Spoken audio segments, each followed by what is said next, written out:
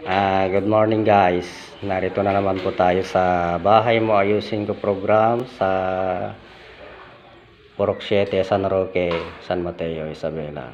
Ito pong mga kapatid, i-retouch na namin tong mga electrical niya. Nandito si Kevin Cadiz.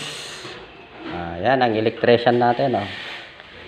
Inaayos niya yung mga kagamitan ng ilaw, ang kanyang fuse. Ayan. Para sa patuloy na pag-angat ng kabuhayan ng mga mahihirap, ito na. Tapos na ang flooring kahapon.